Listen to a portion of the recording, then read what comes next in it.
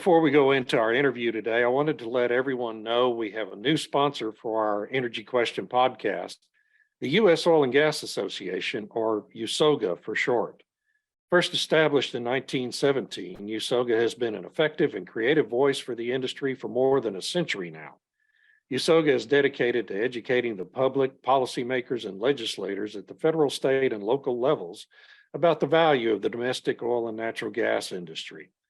If you're in the industry and not currently a USOGA member, please consider joining the association as a way of helping it tell your story to the policymakers whose actions impact everything you do each and every day. You can start that process by contacting USOGA through its website, usoga.org. Thanks so much to USOGA for sponsoring the Energy Question podcast. And now on with our show.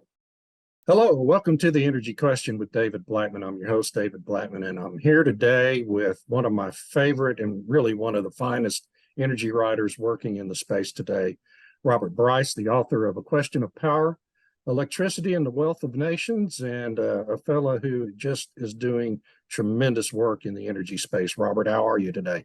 Well, that's very kind. Thank you, David. Glad to be with you. Well, I really appreciate you reaching out and taking the time to do this with me. I have always wanted to have you on the podcast, but never was brave enough to reach out with an invitation. So I appreciate it. Well, I had to invite myself, so I was happy to do that. It's okay. No, I'd do this with you every week if you wanted to. Listen, before we go into the Q&A, we got a lot to talk about with COP28 going on and everything. But before we go into the Q&A, just take a few minutes, talk about your background, how you became involved in the energy space, and things you have going on right now. Sure. Well, first, I'm a proud father and husband. My wife, Lauren, and I have been married 37 years, together 41 years. We got three great kids, Mary, Michael, and Jacob. And so they're my first priority. And I always have to brag on them because that's the center of my life. I'm also a journalist, a reporter. I've never had a real job. I've been a reporter my whole career. And that's what I consider myself. People talk, they call themselves energy experts or I'm a reporter. I report on the energy business, and I'm proud of that label. I think it's the one that it fits me the best. I want to report on what's going on, but yes, I have a view on it, and my view is born of my experience of writing about energy and power now for more than 30 years. I've written 6 books. My first book was on Enron called Pipe Dreams, Greed, Ego, and the Death of Enron. You mentioned the latest one, of course, is now out in paperback, just came out. The Question of Power, Electricity, and the Wealth of Nations. This is book number 6. I have a podcast, the Power Hungry Podcast, which, it's over there. There it is, the Power Hungry Podcast. I've done 210 episodes or so. This week we released one with Grace Stanke, Miss America 2023. She's very impressive. Very brilliant young lady. Yes. I'm do a lot of public speaking. That's how I make my living. I've done 37 speaking engagements this year. I was in Des Moines yesterday talking to the Iowa Association of Electric Cooperatives. And I'm also a film producer. So I'm fully employed. There's plenty to talk about when it comes to energy and power these days. It must have been kind of refreshing to be out in Iowa talking to real people instead of focusing on all this nonsense at COP28, huh? Well, I'm incredibly fortunate in my career, and I'm just so happy with my ability to do what I do. And what my job is my purpose and my passion, and, energy and power and understanding them and helping other people understand them. But yes, I absolutely talking to people who, those are my people. I'm from Tulsa. I love the people who build things, grow things, and make things. Those are the people that I hope to represent and hope to, I want to represent their view because they are underrepresented in all of these discussions, and they are representative. And I've written about this many times, the urban rural divide. And so, I was talking to a guy yesterday who's a cattle farmer in Iowa, and we talked about what beef prices are. Beef prices are strong, and, business is good. And, but that matters to me because talking to people who are actually involved in the real economy of making things, and that's part of the divide, the producers and the consumers, and they are getting further and further apart. Yeah, I'm like you. I grew up in a little town called Beeville, Texas, in South Texas. And so that's my orientation to life. And I find myself having, feeling a need to go back every once in a while just to get grounded again in what the real world is really like, and get away with with all this stuff about COP28 and federal energy policy, and as we record this, we're in the midst of COP28, and all of the global elites having flown their private jets into Dubai. What is your take on what's been happening out there so far? Are they, is there really a prospect for them accomplishing anything of real substance this time? Um, I know that's a hard question. Okay, so I will first say no. If the real substance is making dramatic cuts in CO2 emissions, right? There have been a lot of pledges and there's been a lot of talk, and we've heard about this since Copenhagen, Paris, Kyoto, all of these meetings, what you name whichever one, they end with this flourish of, oh, we've come breakthrough something, something, something. And what happens? CO2 emissions continue to rise, and they're going to set another new record this year. Global coal demand will set another new record this year, 8.4 billion tons. U.S. oil production and U.S. natural gas production is at record levels. So my short answer to all of this talk about the energy transition is that there is no energy transition. That, in fact, this is a lot of marketing and a lot of propaganda. And I use that word very carefully. I don't like that word, but I think we have been inundated. And the numbers show that when you look at press coverage numbers about this idea, that the phrase energy transition skyrocketed as soon as Joe Biden came into office. So we are being inundated with these ideas around the energy transition, but in fact, hydrocarbons are here to stay, and the growth of renewables is not even keeping pace with the growth in hydrocarbons. So much less supplanting significant quantities of hydrocarbons. So that's a long answer to your very simple question. But the one thing that is happening in Dubai that I think is heartening and hopeful, and it's something that is the focus of my last document, or partly the focus of my last documentary. It's been something I've been writing about now for 15 years. It's the focus of the new docuseries that we'll be putting out in January. At COP28, this pledge to triple nuclear capacity. This is a very pro-nuclear meeting in Dubai, and I think that is long overdue and very welcome, and is absolutely essential, regardless of what you think about climate change. No, I completely agree with that. I mean, if you really want, low carbon output, nuclear is really the only way to get there. And it has a lot to do with the theme you really emphasize consistently in your writing and your discussions, the iron law of power density. Yeah. Right. And solar and wind simply are not viable solutions to replacing fossil fuels in power generation, are they? And exactly. And so the power density, this is an idea that I've been years studying why it matters. And I'm not going to be humble about this. I have written some of the most cogent analyses or understanding of why power density matters. So what is power density? It's a measure of energy flow. It can be harnessed from a given area, volume, or mass.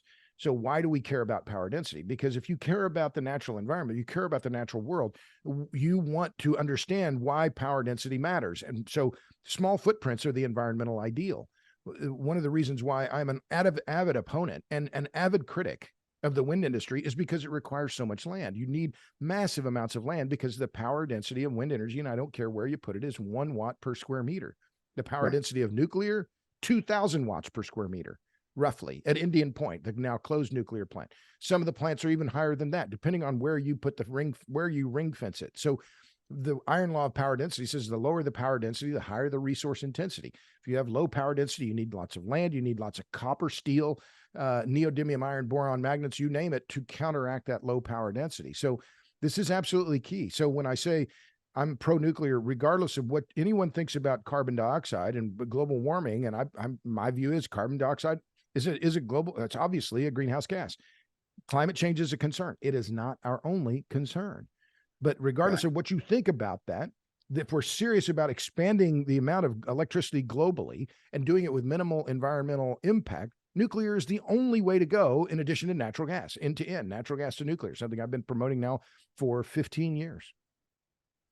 So, we have this new generation of modular nuclear technology coming online, molten salt and other technologies. Do they actually enhance nuclear's power density with the new generation, or is it essentially the same?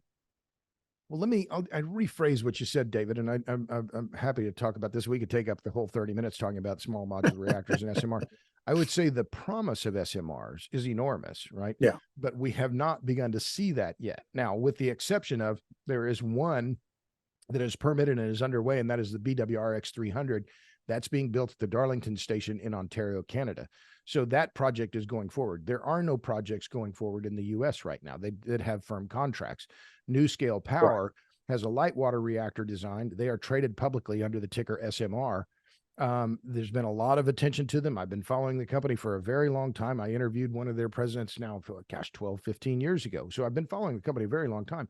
But they're being hurt by high interest rates, as are the renewables. The nuclear sector is being hurt by high interest rates, just in the same way that the renewable sector is. So there's a lot of promise with small modular reactors, but we have to be very sober and very clear-eyed about the prospects for the future, because the hurdles, and I've written about this on my Substack, robertbryce.substack.com, that it's the challenges. There are many challenges, but there are three main ones, which is regulation, capital, and fuel. And all of those have to be addressed. And in the regulatory part of that, with the Nuclear Regulatory Commission in the US, I'm not going to say it's insurmountable, but it is incredibly difficult. NuScale, I talked about them before. It took them 6 years and $500 million to get their design approved by the NRC. Yeah, it's crazy. I mean, just insane what our government does in this space. Back to COP28 for a second before we get off of that. Is there anyone at COP? There's 70,000 people there, apparently. Is there any one of them that has any real understanding of the energy needs in rural America, in Iowa, Beeville, Texas, Tulsa, Oklahoma? Is there anyone there who is in a position of decision-making position at COP28 who has a real, true understanding of the energy needs of rural America? Well, I don't know that I can't answer that. I would assume there's one or two, maybe out of 70,000. Maybe so, yes. You get a big enough sample size, you'll find someone, right? And they're going to have common birthdays as well. So, but what we heard is the oil producing nations and Saudis and the others saying, yeah, we're not going to quit using hydrocarbons. I mean, there's this fundamental tension, I think, in all of these meetings, and the fundamental tension in all of this policymaking between the energy realists. And my credo is energy realism is energy humanism. And I'm for energy realism, because energy realism is energy humanism. Yes. So there's this very clear divide between the energy realists, and I would include the oil producers among them, because they know there is no substitute for oil. So, but this tension at COP28, it's the same that we've seen in other meetings like this, between the producers and the consumers. And the consumers want to wag their fingers at the producers and say, oh, you shall not, and we're going to switch this and we're going to do that. But I think that, yes, there are energy realists there, but they're not the ones that get the bulk of the media attention. It's the energy scolds, it's the climate catastrophists who get the bulk of the attention, and they then make a lot of pronouncements and say, we're going to do X, Y, and Z and cut emissions and cut his energy use. And, they keep saying that, but what happens? Energy consumption continues to rise. So speaking of the catastrophists, obviously Al Gore is there. I'm not sure anyone listens to Al Gore anymore outside of these conferences. And John Kerry, whose big announcement the first week was to somehow, I'm not sure how he has the authority to do this, but he committed the United States to participating in a multinational coalition that is pledging to do away with what do they call it? Unabated coal energy plants, coal power plants. Does the United States have any unabated coal power plants currently in existence? I mean, have we built one in the last 70 years? The last plant that was built, now this is to my knowledge, it was the ultra supercritical coal plant called Prairie State in southern Illinois, which is owned by several public power districts, and I think there's some co-ops. Peabody Coal was one of the original partners in getting the project built. I don't think they have any equity interest in it, but that was one of the last coal plants built in the United States. But I think that the whole issue of coal is one that I've written about repeatedly. And for Kerry to make this pronouncement, I need to write something on my Substack. I've been busy traveling and doing other things. Like you, I'm sure I have more ideas. I mean, you publish more than I do, and I'm prolific output, but a lot more ideas than I can actually get published. But this idea that we're just going to suddenly, this global we are suddenly going to quit using coal is just flat wrong. And what had happened, I thought there's this, again, this divide between the realists and what is actually happening in the world, and the policymakers and the catastrophists. And Kerry, I would put in that catastrophist camp. Oh, well, we'll just quit using coal. Okay, fine. So the day before, the Wednesday before, the Thursday that the meeting at COP started, Reuters reported that India recently announced they're going to build 17 gigawatts of new coal-fired capacity in the next 16 months. Yeah. This is India. Everyone points at China. Okay, yes, China. I'm with you right there. Got it. China permitted 2 new coal-fired power plants per week last year. Yeah. So this idea that we're suddenly going to quit coal, it just is, there's no basis in reality for it. So while the U.S. has dramatically cut its use of coal, and in doing so slashed its CO2 emissions, we've done that at a cost. And I think, and I'm pro natural gas, but I think what has clearly happened is we've made our grid too dependent on natural gas. We need that coal-fired capacity. I'm opposed to closing any of the existing coal plants that we have in America. We need to keep those plants open. Yeah, I think we do. I think that's absolutely right. And natural gas is a great answer to a lot of it, but it can't be the answer to everything. And it can't be replicated, and our use of natural gas cannot be replicated by really any other country in the world. Why not? Because at Henry Hub, I haven't looked today, it's under $3. Natural gas in the US is dirt cheap. I mean, just dirt cheap. And we have this infrastructure, this pipeline network that is unbelievable and has been built over more than a century. There's no other country in the world that can replicate what we did in supplanting the amount of coal that we did in the power sector that happened here. That just can't be done. So I'm very pro natural gas, but because it's a just-in-time fuel, that presents problems when we are in emergency situations like Winter Storm Elliott, like Winter Storm Uri.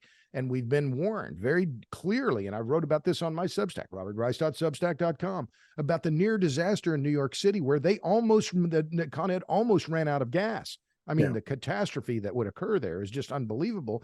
But I point my fingers at those bastards at the NRDC and the Riverkeeper that forced the closure of the nuclear plant at Indian Point. That is part of the reason why nuclear and natural gas has become so important to New York, and why they're close to running short during emergency times. They become too dependent on gas.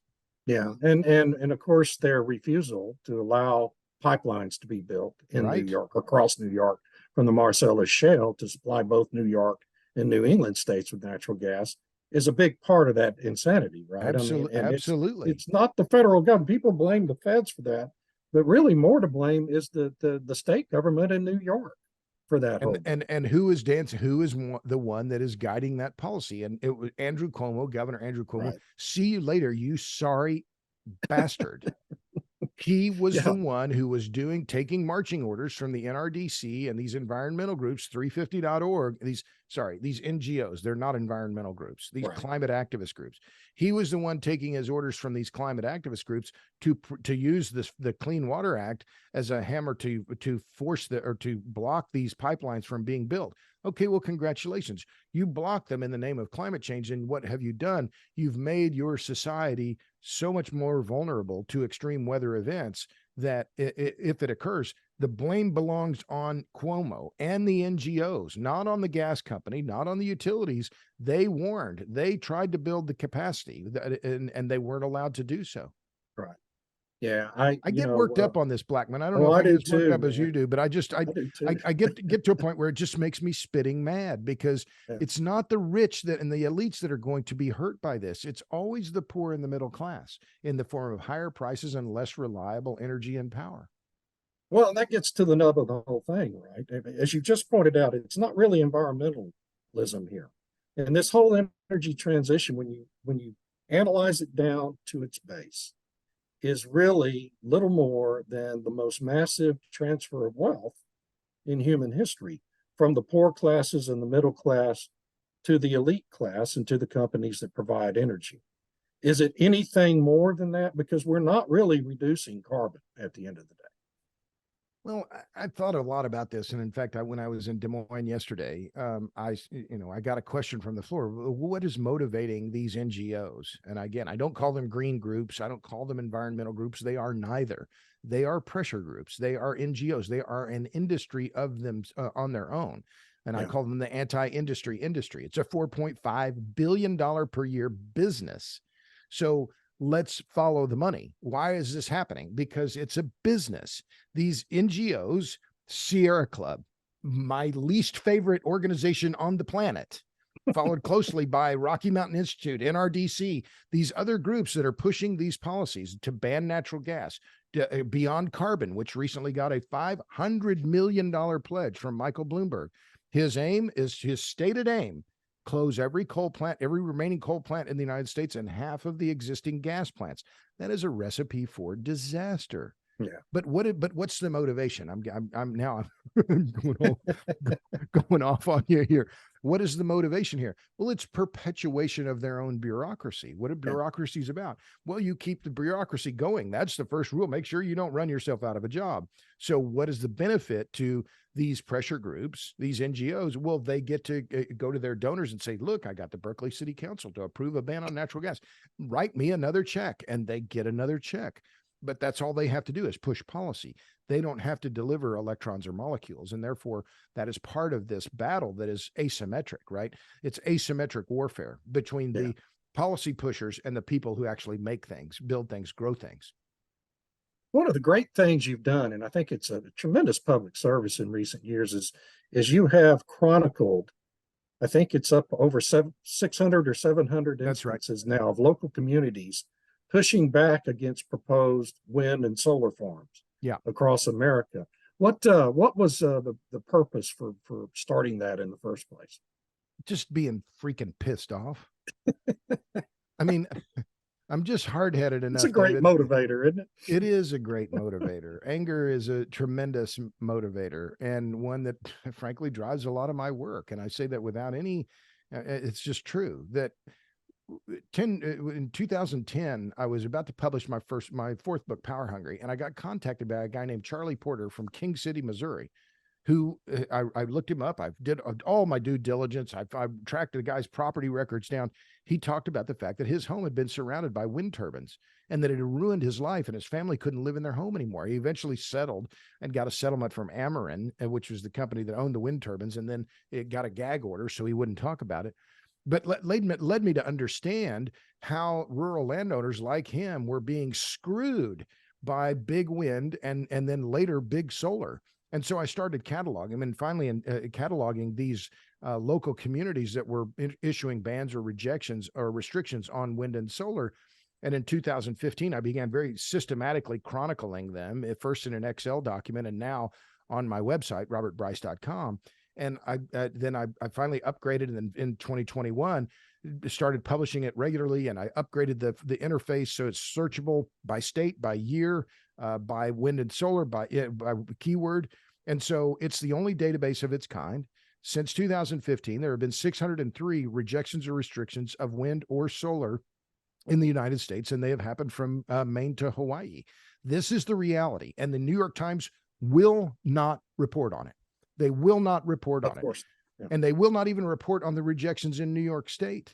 So, this I view as something that is my job as a reporter to chronicle this. And I don't get paid for it. It's all on my own time, all on my own dime, because, I know these people. I've interviewed them. I have compassion for these people many of whom their lives have been ruined. I was in Christiana, Wisconsin. I wrote about it on my Substack in April. And I met with 3 local people, including one of the town supervisors, and a guy who lives in Christiana. It's a little township in rural Wisconsin, southeast of Madison. There was Invenergy, this Chicago-based company controlled by the billionaire Michael Polsky. They were pushing a plan that would cover 8 square miles of the township with solar panels. Some of the best farmland in the world in rural Wisconsin, in Christiana, Wisconsin, growing corn, soybeans, beautiful rolling hills, picturesque farms, and they want to pave 8 square miles of this township with solar panels. And these people are saying, we don't want this. This is going to ruin our township here. and they were facing just in fact just getting bulldozed politically and in reality, bulldozed in this headlong pursuit of so-called clean energy, when it's just about the tax credits, and it's not about climate change. It has nothing to do with climate change. It's about the money. Yeah, and so many of these projects are getting built strictly for the tax credits, right? Of course. And the other subsidies the federal government offers. But it's taking them years to get interconnected into the power grid because the grid managers can't manage it all. And is that sustainable? I mean, is this model that we're using right now with all this debt-funded money going to these non-viable projects in many instances, is that sustainable over any long period of time? Well, yeah, again, how long do we have? Right, exactly. We could go on all day. But the yeah. Inflation Reduction Act, is the latest example of what is in fact a run on the Treasury in the name of climate change. And the run on the Treasury is being led by big business, big banks, big law firms, and big NGOs.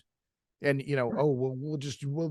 and big academia, Princeton, Stanford, other outfits that are claiming, oh, we can do all this if we just build enough wind and solar.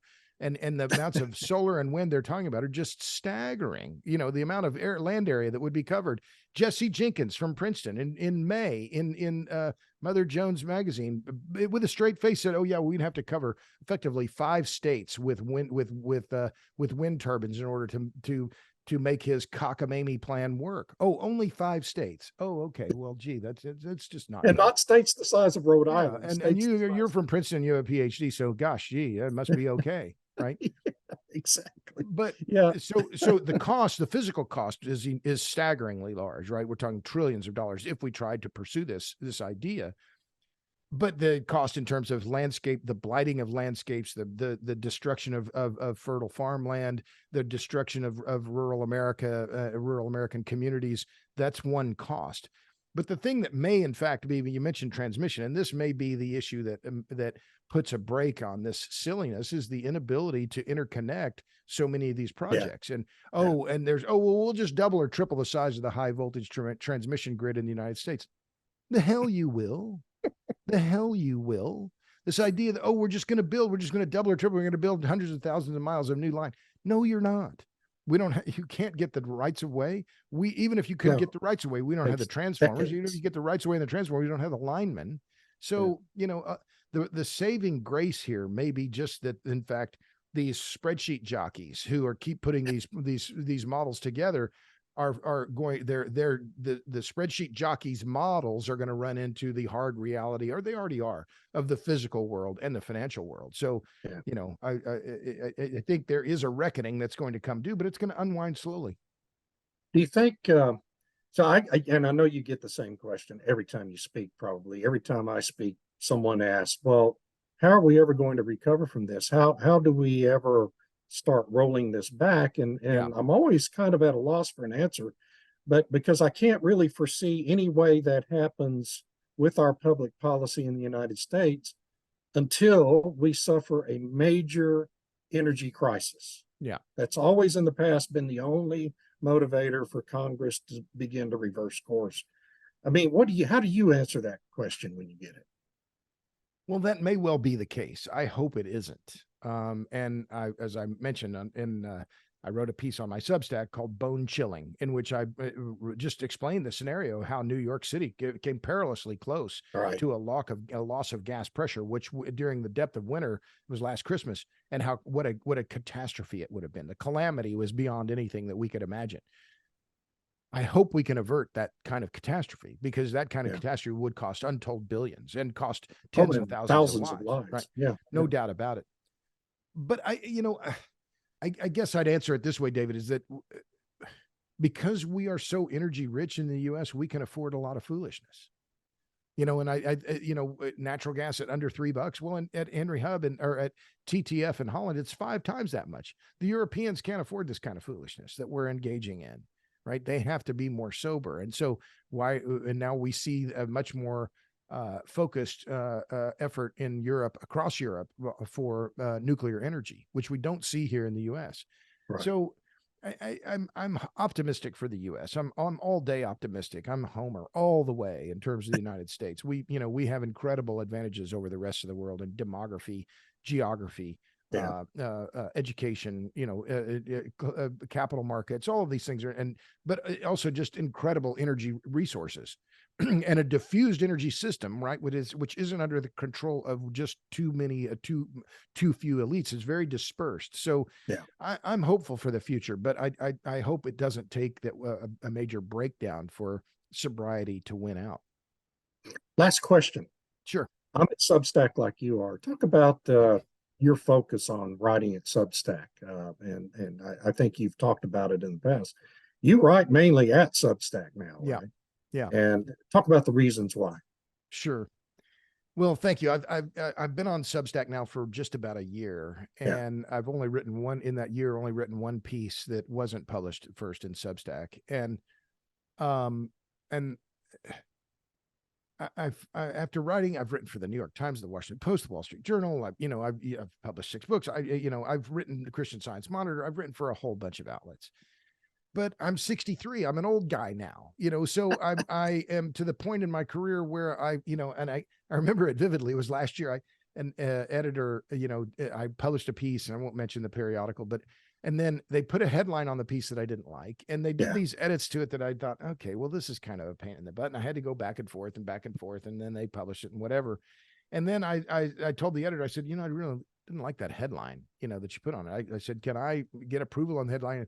And the answer was, no, that's our job. We'll do what we know our readers. And I just thought, okay, well, that's the last time I ever wrote for them.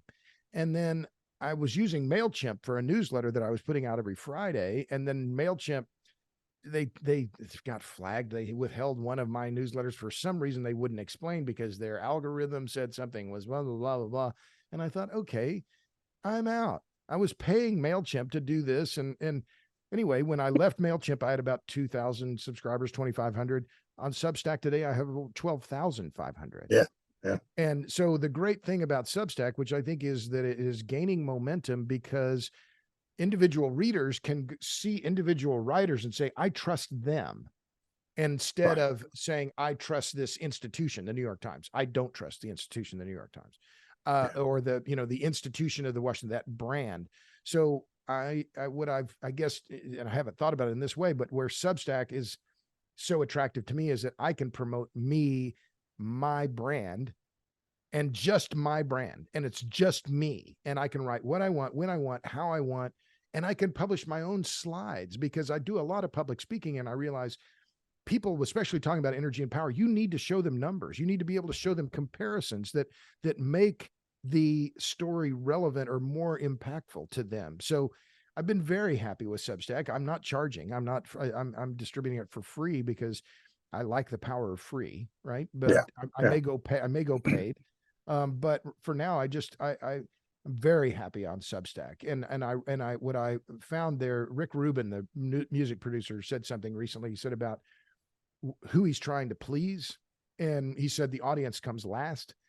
And I think that there's some relevance that rhymes kind of with what I think, that a lot of what I do on Substack, I'm writing to please myself, right? I'm writing because I want to, this is how I view things. If you all like it, that's great, but this is how I see things. And so it allows me to scratch an itch that no other outlet does. And so I'm very, very happy with it, and just find it to be really a pivotal point in my writing career, in that it allows me to use my own voice in a way that I haven't before. Yeah, I won't mention the publication either, but my favorite thing is to get a note like you talked about from an editor saying, we know our audience, who's an editor at a publication that's on the verge of bankruptcy. Yeah. And right. Obviously you don't, but anyway. But listen, I think it's also the rise of Substack is part of this reason. It is a reflection of the lack of trust that has grown over time with legacy media outlets, that they have, especially the ones that will remain unnamed here, but they've just sullied their own reputations. And so to be able to have my own brand on my own time, on my own dime, I just can't tell you how much I enjoy it. It's amazingly liberating, and I share your views as well. I still write for several different outlets, and I love them all. But Substack is just it's a unique product that I think is just going to continue to grow, frankly. Yeah, I do too. Well, listen, man, we have gone over time here, and I'm thrilled to death we have. And before we go, though, remind everyone about your video series that's coming out at the end of January. Sure. Well, first, my Substack, robertbryce.substack.com. Subscribe there. I'm also on TikTok. I'm on Instagram. I'm on YouTube, LinkedIn. I'm on every social media platform. He's easy to find, folks. I'm easy to find on the Google. robertbryce.com is my website, which is where you can find the renewable rejection database.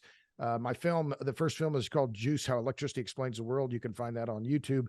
Our new docuseries, and maybe when it comes out next month, David, you can come back on and talk about it, but it's called Juice: Power, Politics, and the Grid. It's a 5-part docuseries that'll be out on YouTube beginning January 31st. Well, why don't we just plan to regroup in mid-January and do that? That'd be right awesome. Before you're coming out with it. That'll be great. Yeah, thanks. Robert Bryce, thank you so much for joining me today. I really appreciate it. It's a pleasure. Thank you, David. And thank you to our extraordinary producer, Eric Perel, our host, the Sandstone Group, and our sponsors at the U.S. Oil and Gas Association. That's all for today.